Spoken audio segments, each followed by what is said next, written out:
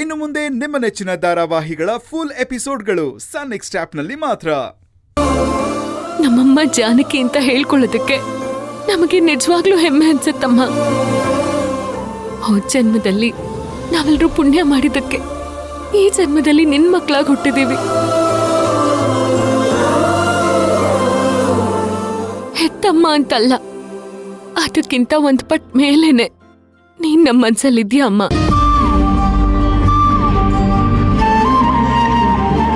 ಜೀವನ ಪೂರ್ತಿ ಹೀಗೆ ನಿನ್ ಕೈ ಹಿಡ್ಕೊಂಡೇ ಇರ್ಬೇಕು. ಅದಕ್ಕಿಂತ ಬೇರೆ ಖುಷಿ ಇನ್ಯಾವುದೂ ಇಲ್ಲಮ್ಮ.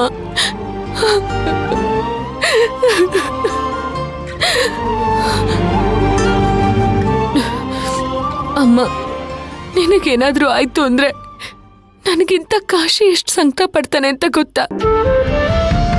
ಮೊದಲನೇ ಮಗು ಮೇಲೆ ತಾಯಿಗೆಷ್ಟು ಪ್ರೀತಿ ಇರುತ್ತೋ ಅದೇ ರೀತಿ ಮೊದಲನೇ ಮಗುಗೂ ತಾಯಿ ಮೇಲೆ ಅಷ್ಟೇ ಪ್ರೀತಿ ಇರುತ್ತೆ ಅಂತ ನನಗೆ ಈಗ ಗೊತ್ತಾಯ್ತು. ಒಂದ್ ಮಗುವಿನ ತಂದೆ ಆಗಿರೋ ನಮ್ ಕಾಶಿ ಅಮ್ಮ ಬೇಕು, ಅಮ್ಮಂಗೇನು ಆಗ್ಬಾರ್ದು ಅಂತ ಒಂದ್ ಮಗುವಿನ ತರ ಅಳ್ತಾ ಇದ್ದ. ಕಾಶಿ,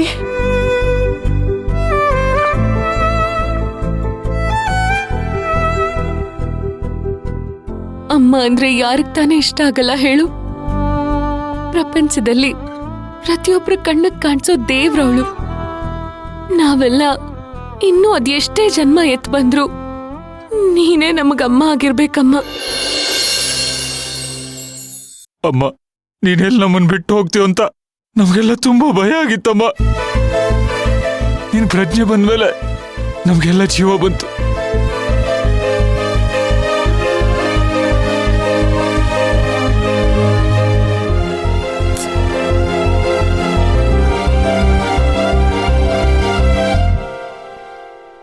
ಏನೋ ರಾಣ, ಇದು ತಪ್ಪಿಸ್ಕೊಂಡ್ಬಿಟ್ಲಲ್ಲೋ.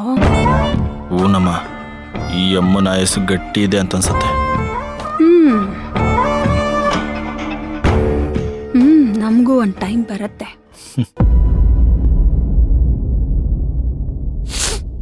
ಅಮ್ಮ, ಡಾಕ್ಟರ್ ಡಿಸ್ಚಾರ್ಜ್ ಮಾಡ್ತೀವಿ ಅಂತ ಹೇಳಿದ್ದಾರೆ. ಇನ್ನೊಂದು ಸ್ವಲ್ಪ ಹೊತ್ತು ಮನೆಗೆ ಹೋಗೋಣ.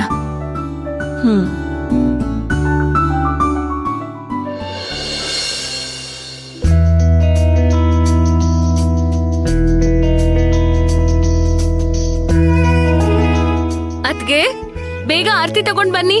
ಹಾ, ಬಂದೆ ರಾಧಿಕಾ.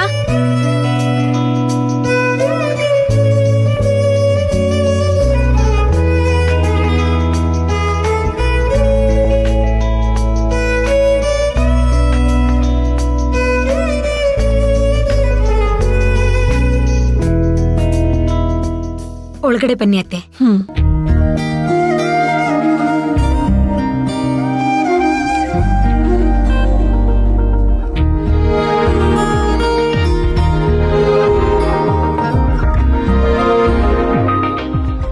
ಅಮ್ಮ, ನಾನು ಬ್ಯಾಗ್ ಎಲ್ಲ ರೂಮಲ್ಲಿ ಇಡ್ತೀನಿ. ಬಾರೋ ಮಿಟ್ರು. ಅಮ್ಮ, ನೀನ್ ರೂಮ್ಗೆ ಹೋಗಿ ರೆಸ್ಟ್ ಮಾಡಮ್ಮ. ಬೇಡ ಅಮ್ಮ, ಒಂದ್ ಸ್ವಲ್ಪ ಹೊತ್ತು ನಮ್ ಜೊತೆನೆ ಕೂತ್ಕೊಳ್ಳಿ. ಬಾರಮ್ಮ.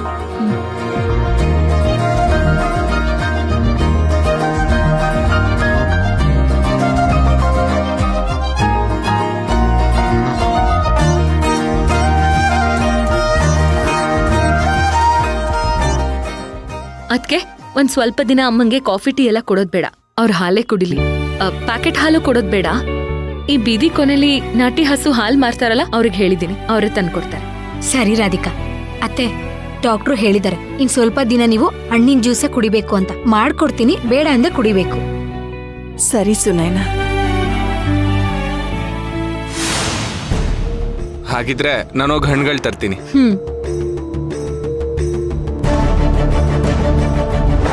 ಅಮ್ಮ, ವಿಘ್ನೇಶ್ ಬಾವ ಬಂದ್ರು.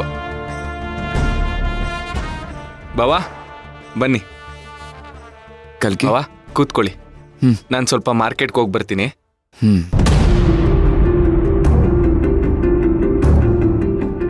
ಅತ್ತೆ, ಇವಾಗ ಹೇಗಿದ್ದೀರಾ? ಈಗ ಪರವಾಗಿಲ್ಲ ಅಳಿ. ಅಂದ್ರೆ ನನಗೆ ಶಾಲಿನಿ ಎಲ್ಲ ವಿಚಾರನೂ ಹೇಳಿದ್ಲತ್ತೆ. ನಮ್ಮಮ್ಮನ ನೆನ್ಸ್ಕೊಂಡ್ರೆ ನನ್ಗೆ ಅಸಹ್ಯ ಆಗ್ತಿದೆ. ಅಯ್ಯೋ ಅಳಿಯಂದ್ರೆ ಹಾಗೆಲ್ಲ ಮಾತಾಡ್ಬೇಡಿ.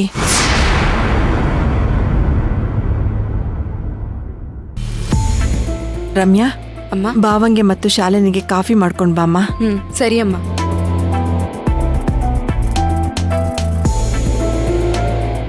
ಅಳಿಯಂದ್ರೆ, ನಾನ್ ನಿಮ್ ಹತ್ರ ಒಂದ್ ಮುಖ್ಯವಾದ ವಿಷಯ ಮಾತಾಡ್ಬೇಕು.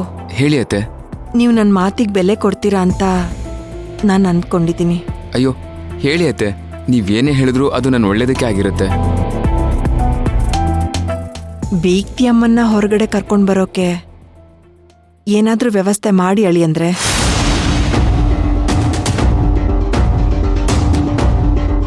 ಅವ್ರ್ಯಾಕೆ ಹೊರಗಡೆ ಬರ್ಬೇಕತ್ತೆ? ನಮ್ಮಿಬ್ರಿಗೂ ಮೆಂಟಲ್ ಟಾರ್ಚರ್ ಕೊಡೋದಕ್ಕ?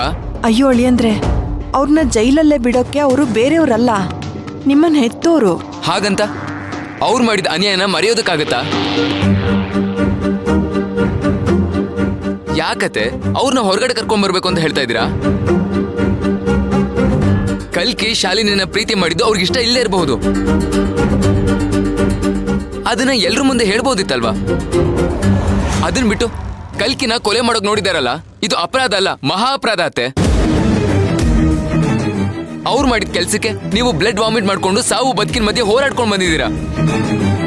ನಿಮ್ಗಿಂತ ಕಷ್ಟ ಕೊಟ್ಟು ರಾಕ್ಷಸಿನ ನನ್ನ ತಾಯಿ ಅಂತ ಹೇಳ್ಕೊಳಕ್ಕೆ ನನಗೆ ನಾಚಿಕೆ ಆಗುತ್ತೆ.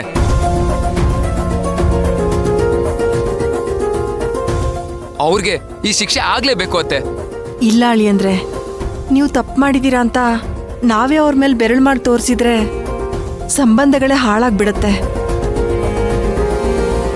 ನಿಮ್ಗಿಷ್ಟ ಇದೆಯೋ ಇಲ್ವೋ, ಆದ್ರೆ ಒಬ್ಬ ಮಗನಾಗಿ ಅವ್ರನ್ನ ಜೈಲಿಂದ ಹೊರಗಡೆ ಕರ್ಕೊಂಡು ಬರೋದು ನಿಮ್ ಕರ್ತವ್ಯ.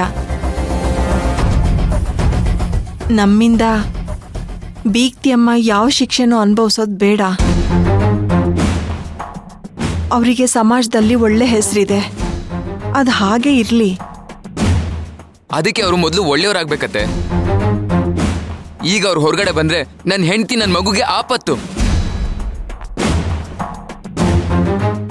ಸ್ವಲ್ಪ ದಿನ ಅವರು ಒಳಗಡೆನೇ ಇರ್ಲಿ, ಅಲ್ಲಿದ್ರೆ ರಾಕ್ಷಸ ಗುಣನ ಬಿಟ್ಟು ಮನುಷ್ಯರಾಗ್ತಾರೇನೋ ನೋಡೋಣ. ಅಯ್ಯೋಳಿ ಅಂದ್ರೆ ಹಾಗೆಲ್ಲ ಮಾತಾಡ್ಬೇಡಿ. ಒಬ್ಬ ಕೊಲೆಗಾರ್ತಿ ಮಗ ಅಂತ ಅನಿಸ್ಕೊಂಡು ನನ್ನಿಂದ ಇರೋಕ್ ಆಗ್ತಿಲ್ಲ ಅತ್ತೆ. ಅವ್ರನ್ನ ಹೊರಗಡೆ ಕರ್ಕೊಂಡ್ ಬನ್ನಿ ಅಂತ ಹೇಳ್ತಾ ಇದೀರಲ್ಲ, ನನ್ ಜಾಗದಲ್ಲಿ ನೀವಿದ್ದಿದ್ರೆ ನನ್ ನೋವು ಸಂಕಟ ಏನು ಅಂತ ನಿಮ್ಗೆ ಅರ್ಥ ಆಗ್ತಾ ಇತ್ತು. ನಮ್ಮಮ್ಮ ಜೈಲಲ್ಲಿರೋದು ನನಗೆ ಖುಷಿ ಇಲ್ಲ ಅತ್ತೆ. ಆದ್ರೆ ಎಷ್ಟು ದಿನ ಅಂತ ಕ್ಷಮಿಸೋದು? ಕಮ್ಮಿನ ಅವ್ರು ಬೈದಾಗೆಲ್ಲ ನನಗೆ ಕೆಟ್ಟು ಕೋಪ ಬರ್ತಾ ಇತ್ತು. ನಾನು ಹೆತ್ತ ತಾಯಿ ಅಂತ ಅವ್ರು ಮಾಡಿರೋದ್ನೆಲ್ಲ ಸಹಿಸ್ಕೊಂಡು ಹೋಗ್ತಾ ಇದ್ದೆ. ಯಾಕಮ್ಮ ನನ್ನ ಹೆಂಡತಿಗೆ ಹೀಗೆ ಬೈತಿ ಅಂತ ಕೇಳಿದ್ರೆ, ಎಲ್ಲಿ ನಾನು ಇಲ್ಲದೆ ಇರುವಾಗ ನನ್ನ ಹೆಂಡತಿಗೆ ಟಾರ್ಚರ್ ಕೊಡ್ತಾರೆ ಅಂತ ನಾನೇ ಸಮಾಧಾನ ಮಾಡ್ಕೋತಾ ಇದ್ದೆ ಅತ್ತೆ. ಯಾವ ಮಕ್ಕಳು ಕೂಡ ಮದುವೆ ಆದ್ಮೇಲೆ ತಂದೆ ತಾಯಿಗಳಿಂದ ದೂರ ಹೋಗ್ಬೇಕು ಅಂತ ಅನ್ಕೊಳ್ಳೋದಿಲ್ಲ ಅತ್ತೆ.